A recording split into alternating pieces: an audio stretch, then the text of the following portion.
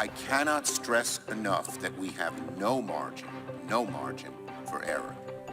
Either we proceed quickly and send this bipartisan agreement to the president's desk, or the federal government will default for the first time ever. When this agreement reaches the Senate, I'll be proud to support it without delay. Senate leaders urging passage of the debt ceiling bill, speaking earlier today, of course, on the Senate floor. For more, let's bring in Lauren Tomlinson, former Deputy Secretary for Public Affairs at DHS, and Kevin Walling, former Biden campaign surrogate. Thank you both for joining us. So we know what the House is going to do. The Senate.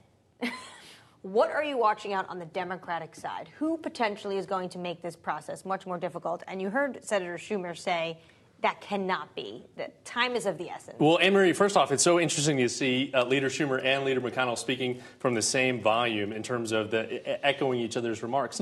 Listen, you've got Bernie Sanders, who's the chair of the HELP committee, Elizabeth Warren, who's outspoken, who've already come out with problems with this agreement. The Senate, because of choice, has taken a backseat to this. So now every senator wants to express themselves because they haven't been able to for the last 3 weeks, according to, that kind of agreement in terms of letting the president and Speaker McCarthy work this out. So I think they're taking every opportunity to make their voice heard on this issue. So to that end, Tim Kaine, the senator from Virginia, has a problem with this pipeline. In fact, a number of senators on both sides of the aisle have a problem with this pipeline that is in the deal. We talked about it yesterday. Shalonda Young said, it's permitting reform, but this is a pipeline that runs through the state of West Virginia. Joe Manchin's been trying to get this through.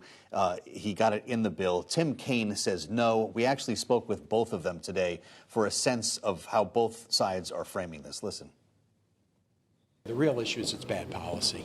If we're going to do permitting reform, then we should make every project meet the permitting requirements. We shouldn't take one controversial project and completely exempt it from requirements and allow it to take private people's land for the benefit of a corporation. The bottom line is we need energy and we need permitting reform, and we're getting permitting reform in here.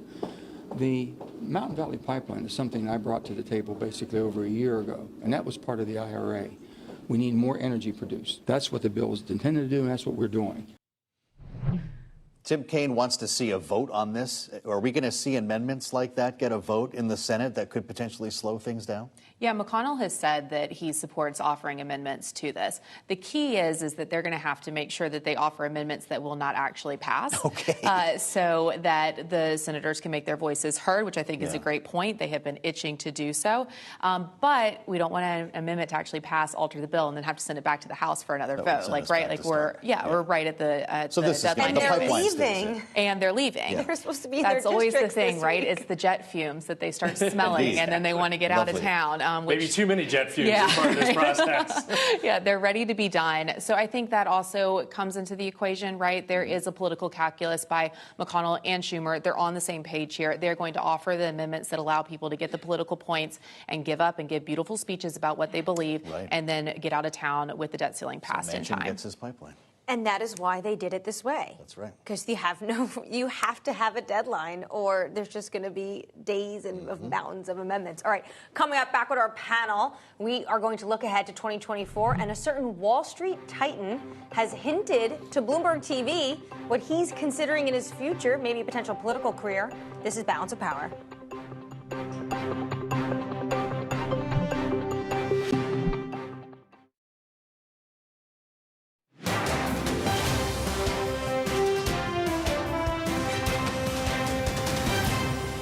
I love my country, and maybe one day I'll serve my country in one capacity or another, but I love what I do.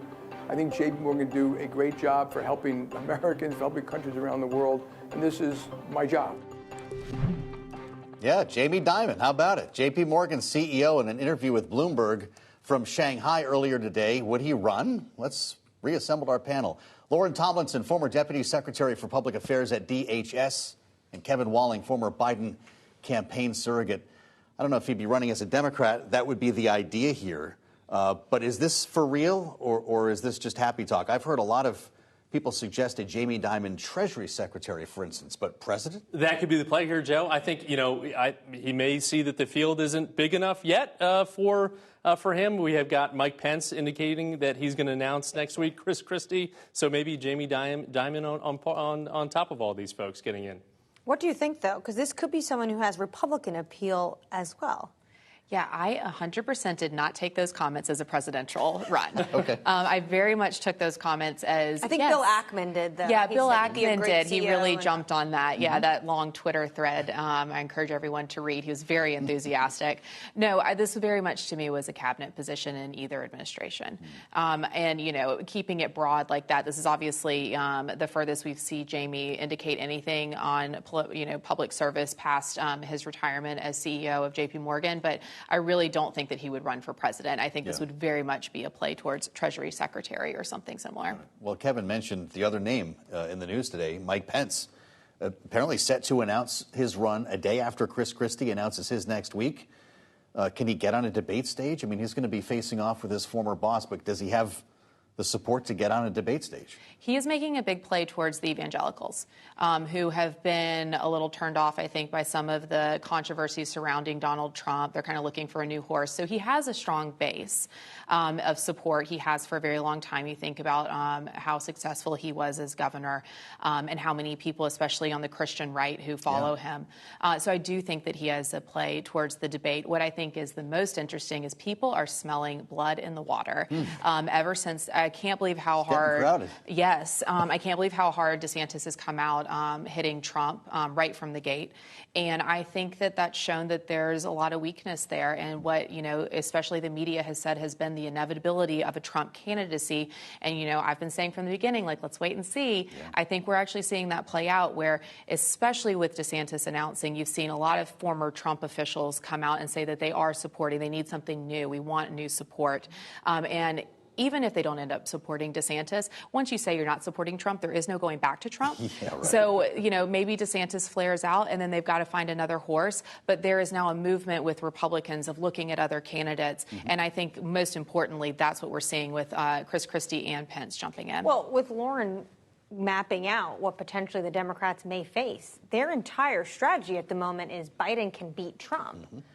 But there's a big question mark if Biden can beat anyone else. Well, that's part of it, and that's why you're seeing, I think, Democrats like myself, others, the DNC getting involved in terms of putting out research against other candidates like DeSantis, others that have gotten in the race to rough them up a little bit throughout this process. It's going to be a bloody road to the Republican nomination that this Democrat and others are going to be excited to take on. So any nominee coming out, I think, is going to be handicapped out of the gate, taking on the incumbent president. But I think Lauren makes an excellent point in terms of the evangelical vote. That's critical. That's Mike Pence's base. You saw Ron DeSantis announce his candidacy in an evangelical church in Iowa just on Tuesday. So I think it's a smart play for those evangelicals in Iowa. Not so much in New Hampshire, where Chris Christie is set to announce next week as well. That's a little less of a religious state. All right, important votes to watch. Our thanks to our political panelists, Lauren Tomlinson and Kevin Walling, for joining us. These stories and more on the Washington Edition newsletter, on the terminal and online. Thanks for joining us on Balance of Power. We'll meet you back here tomorrow with a vote count. This is Bloomberg.